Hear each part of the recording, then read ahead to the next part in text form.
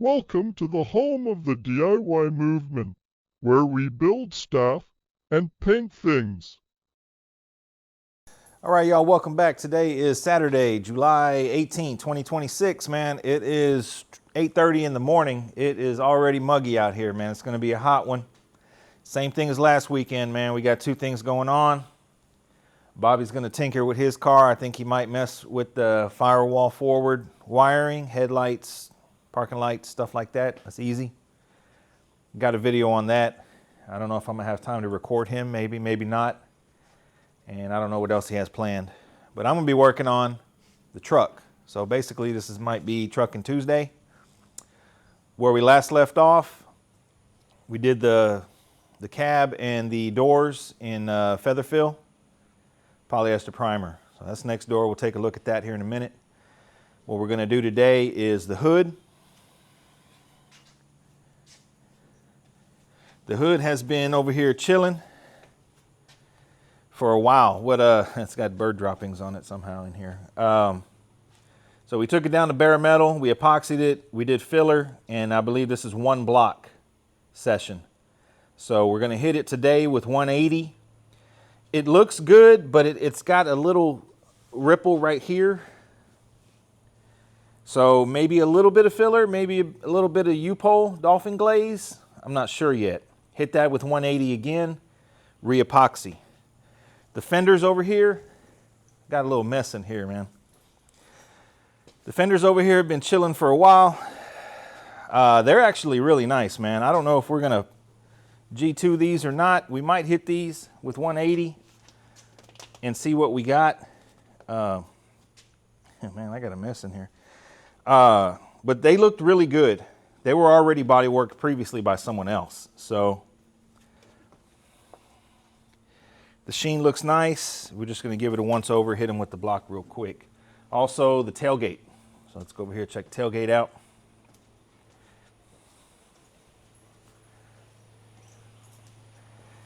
We got the dog out here helping us today. Happy to be a part of the team. Tailgates over here have been chilling. If I remember right, this was pretty much done too, but we're going to hit it with 180 again anyways. And then re-epoxy, probably one coat. And then the G2 as well. So I'll take you inside here. See what these parts look like. I haven't looked at them since Monday. I haven't looked at them since I sprayed them on Monday. It's only 82 degrees, but it's 88% humidity, man. Jesus. So these are in the G2, man. Oh yeah, feel good. Nice, sprayed out nice and wet. Didn't do a whole lot here, but this got a nice feel on it. It's got a nice sheen. I'm gonna let this sit, probably put it in the sun today.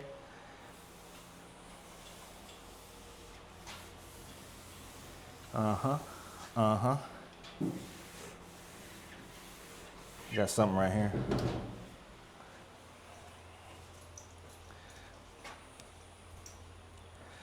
Firewall. Like I say, we just went over the areas that needed it. Looking pretty good, man. Looking good enough, I guess you should say. So what I'm trying to do,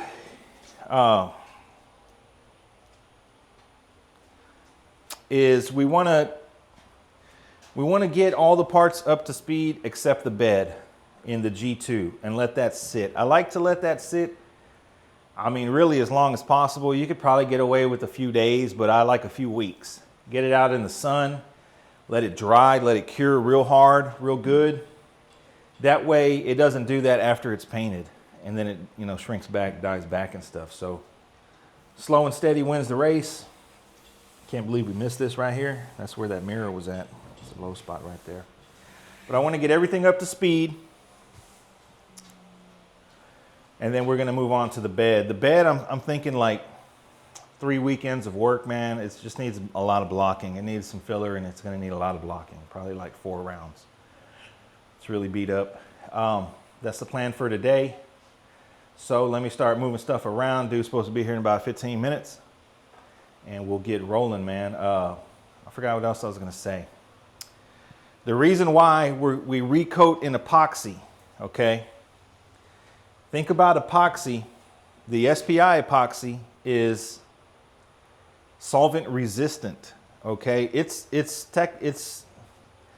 you know, I've read and seen where it's brake fluid resistant. That's pretty tough stuff. Okay, that being said, solvent resistant.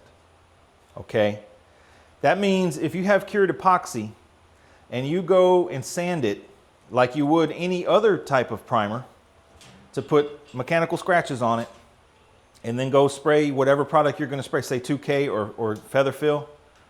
If the product that you're spraying on top of is solvent resistant, then the product that you're spraying is not going to adhere very good.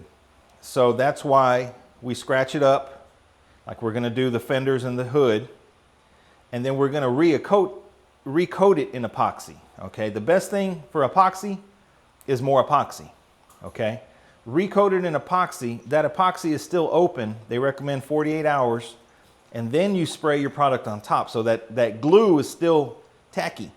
You spray your product on, and that feather fill stuff, boom, stuck. You cannot blow this off. You cannot chip this off with a screwdriver, or like you see in the videos, they're blowing with the air. That's not going to happen, man. So that's why it may look like we're wasting product by recoating in epoxy when we could just go straight to the G2. But for best adhesion, you want to get it on within the recoat window. Hope that clears some stuff up, man. Get moving around. I'm already sweating. Let's go. All right, here we are. We got the fenders. These were done in the 180 Sunmite, and we washed them with Dawn dish soap and water just to clean them up. That way the wax grease remover doesn't have to do very much.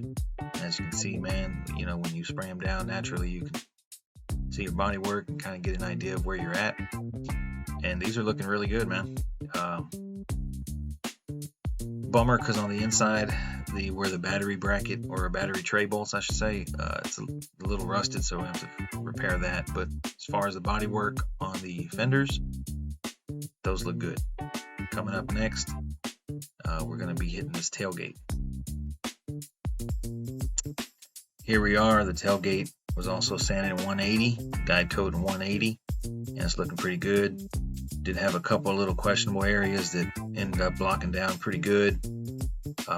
It does have a dent on the very top lip of it, but he's going to run that stainless trim that came with it, and we're going to polish that up and put that back on, so we're not too concerned with that dent. It's covered up anyways. Actually, we didn't even know it was there until we took that trim off, so I don't know at what point that tailgate got dented, but overall, man, we're moving right along pretty good. And you know, I think we're probably about halfway done with this paint job. I estimate that we're probably going to have about 300 hours before it's said and done. Maybe between 250 and 300. But I wouldn't quite call this a paint job. This is more like a restoration, because it's so blown apart, you know, and everything is taken apart. So I think it's a little bit more than a paint job. Here he is putting on the guide coat, Merca dry guide coat. You guys seen it over and over on the channel. I like to stick to the products that I know. And you can see that the guide coat doesn't really stick as good to the epoxy as it would if it was a 2K primer or any other primer like that. But you know, it does the job. And the hood blocked out really nice. Actually, with all these pieces that we didn't have to put any more filler. So all that we needed to do was block it down again in 180. So everything's been blocked twice, and we're bringing everything up to speed, man. So it's good day that we didn't have to do any more filler work. So basically kind of just refining it a little bit, smoothing it out.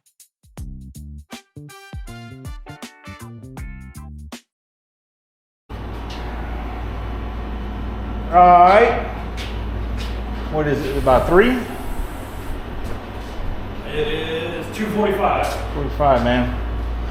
And we got everything in 180. A little bit of breakthrough on the tailgate. A little bit of breakthrough on the hood. And not much on the fenders. We had to bring out the fender stands. Made them work. So basically, these were everything was blocked, guide coat and blocked, 180 grit, and here we are. This is the second time for the hood, the second time for the tailgate. and the second time for the fenders. So I mixed up about 24 ounces of the epoxy, going more epoxy. And what I plan to do is spot in these areas that have breakthrough, spot all those in first before we just go one coat on everything. The reason why we're going one coat is because there's really no reason to put two coats if you didn't have any breakthrough. So we did discover a rusted hole on the fender from the battery tray, we think. That'll give Bobby something to do. Yep. Tailgate's looking good. Alright, so I'm gonna spray if you want to record there. And it is hot. It's hot. It is hot. Jeez, man, there's like no breeze. Bobby's next door is like 102. 91 in here with the ACs on. 2 ACs. Yeah. I'm wondering what do we do to deserve this? Eat too many potato chips while we record. Yeah. Alright, so V4, that's my go-to.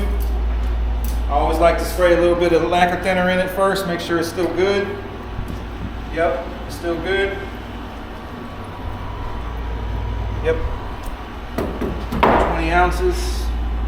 Put my mask on.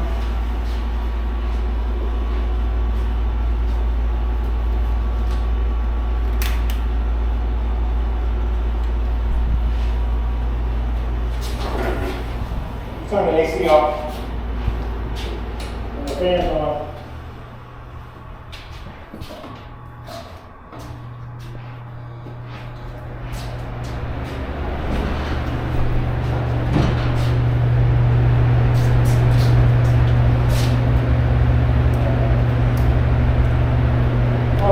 Show you how this works. So it's going to show you, remember last weekend? Yeah. So these little tabs, so these little tabs go on the little indention. You press it on, and then you turn it until it clicks on the next tab. Boom. Now it won't come off. See, when you want to take it off, boom, and then you kind of have to pry it. Okay, so it goes in like that little indention? Yep, that little indention, and then it clicks. Boom. Okay, got it. Yeah, I cannot figure that out, man. So we're gonna spot in all the bare areas.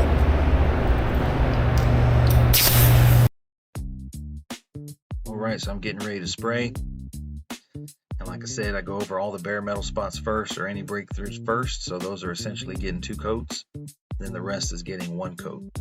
And really that 1 coat is just, like I said earlier in the video, is just to kind of reactivate the epoxy. Well, I shouldn't call it reactivate, but basically prepare it to spray the G2 polyester primer, which I'm going to do that tomorrow afternoon.